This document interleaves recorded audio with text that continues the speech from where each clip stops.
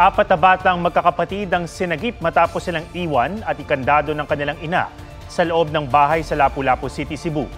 Ang paliwanag ng nanay sa report ni Luan May Rondina ng GMA Regional TV. Sa maliit na siwang ng pinto, nakasilip ang mga paslit na ito. Pila mo kabuok dira day? Pat?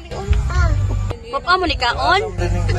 Wala pa? Ayon sa barangay, inireport sa kanila ng kapitbahay kagabi na walang kasamang matanda ang mga bata sa loob ng kanilang bahay sa Lapu-Lapu City, Cebu. Katuwang ang Women and Children Protection Desk, sinagip nila ang magkakapatid. 6 na taong gulang ang panganay. Dili man gyud ta pwede makaguba sa padlock kay mahugman ta og trespassing without the permission sa tagtungod o niya ang ingon nga ang only way nga makaguba or makapaabli sa pultahan only ang CSWD. Dinala sa barangay hall ang mga bata at doon pinakain at pinatulog. Paliwanag ng 29 anyos na ina nang malaman ang pagsagip, umalis daw siya ng bahay para maghanap ng perang pantustos sa kanilang pang-araw-araw na pangangailangan. Iniwan daw siya ng kanyang live-in partner na ama ng 4 na bata. Nag-iwan naman daw siya ng pagkain at tubig sa mga anak.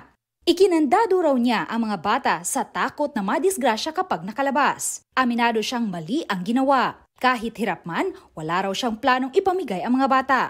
Naman magadap nila sa una, wala yun ang gikuha. Ano man ka nag-school? Nalit. Ha? Nalit. Ano ka nalit? Nangita magkwarta ko mama.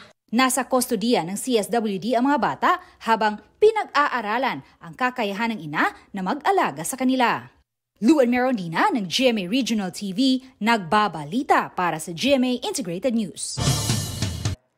Huwag magpahuli sa mga balitang dapat niyong malaman. Mag-subscribe na sa GMA Integrated News sa YouTube.